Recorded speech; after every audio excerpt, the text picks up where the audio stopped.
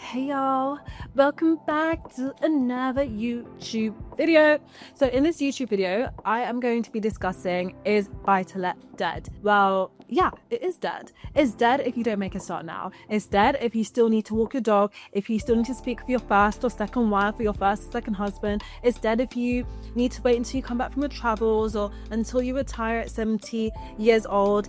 By that time, you might be right. Buy-to-let may be dead because you waited far too long. And the truth is, the industry is changing. You'll notice that a lot of large corporations such as pension funds, your banks, for example, Lloyd's Bank, they are purchasing houses in bulk and they're even purchasing these properties above market value. And of course, as a property investor, it's not smart for us to purchase a property above market value most of the time, right? It'll make sense if it's a residential property and it's your dream home. And it also makes sense for these large corporations whose pockets are longer than ours. So what does that mean? It essentially means that you need to, start investing in property because the industry is changing and you need to get in there before it does. So let's get into it. I have my notes beside me. We're going to read some articles as well. And yeah, we're going to have like a little learning session about the changes that's happening right now in the property industry. Obviously, I'm not going to cover everything that's changing because so much is happening. Let's do it. Okay, so first big change, as I mentioned, you have your large corps investing in property. They're purchasing these residential properties that you and I want to purchase where we can build a property portfolio. And why that is now challenging for us is because, they have deep pockets, meaning that they can purchase a lot of these properties in bulk, meaning that there'll be less properties for individuals and investors like us to purchase. Or it means that the value of the properties will increase as these corporations, are purchasing above market value. And then we'll be eaten essentially out of the market. So that's why it's so important that we educate ourselves. When people say buy-to-let is dead, then if it's dead, why are all these large corporations still investing in property? Why are the people that are making the new laws and regulations that's apparently making it challenging for us investors to invest, why are they still investing in property? Which is why education is so key. Like, we honestly need to educate ourselves on the system and what's going on. And rather than looking at people sat next to us who's not investing in property and they're watching the news saying, oh yeah, it's dead, it's not great, you don't get much profit, what's £200 profit? Meanwhile, the wealthy people are continuing to build wealth and are continuing to leave that generational wealth because they're still investing in property and assets alike, where you put your money inside the asset and it continues to grow, right? So that's essentially the method. So yeah, we need to get on it. So large corporations eating us out. So we need to get in there, start purchasing up these properties and stop delaying because of all the excuses of I need to walk my dog or I'm traveling, I don't have time because I'm working. Like, literally just all excuses. It's all about prioritizing what is important to you. Is it important to you to build wealth? Is it important to you that when you do retire, that you have a regular income coming in from your assets, that you are continuing to build wealth? Because I know when I retire, I want to be a homeowner of many houses, right? I want to have multiple incomes because I am not stopping the lifestyle that I'm living. I'm already going on my 6th holiday this year and I am not slowing down. So yeah, the money has to be up. The assets have to be up. And let's say the same for you, hopefully. The next challenge is that every single year, property prices are increasing. And that's a bad thing if you haven't started investing in property because your time in the market. However, whoever has invested in property already, it's fantastic because of course the value of their property has increased, meaning that their initial investment that they put into the property has also increased. But if you haven't made a start on investing in property, you will notice that the value of the property wherever you are located has increased, right? Making it challenging for individuals to get on the property ladder and start investing because the entry point keeps increasing, meaning that house that used to cost 100,000 is now 120,000.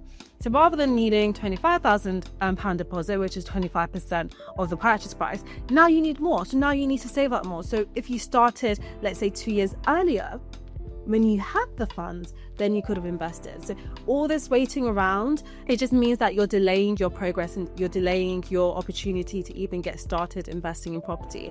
And of course, when the property prices increase every year, it also means deposit will increase. Even this year, stamp duty increased as well.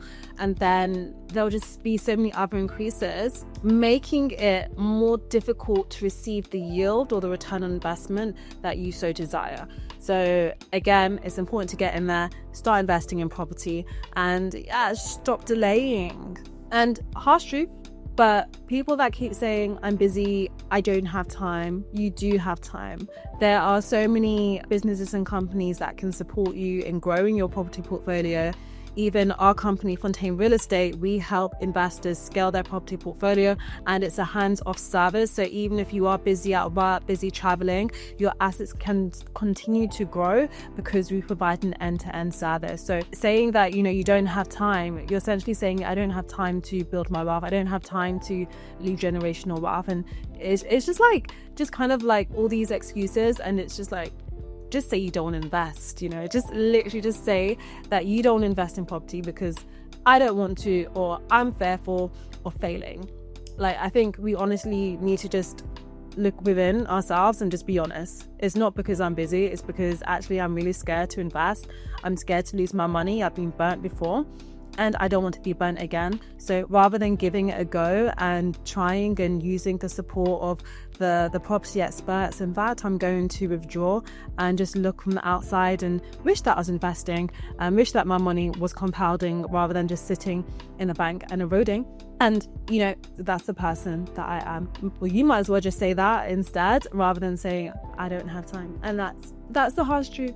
Don't come for me. It's the harsh truth, because there's only so much research that you can do, going on YouTube, going on Instagram, scrolling through TikTok and looking at how people are purchasing this house, that house, and saying, oh yeah, I don't have time, or I still need to do all my research.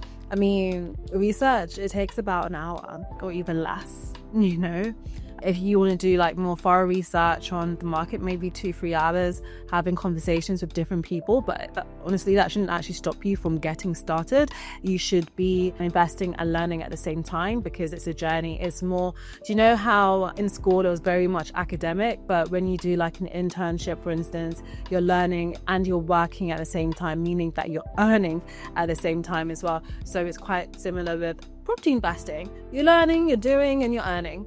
Simple. So there you have it. If you keep delaying, then you're going to delay your progress and you won't, live the dreams that you really desire. So get investing and take action and seek guidance from property experts, those that are actually, actively investing in property every day, like us at Fontaine Real Estate, where we, support our clients with building their property portfolio.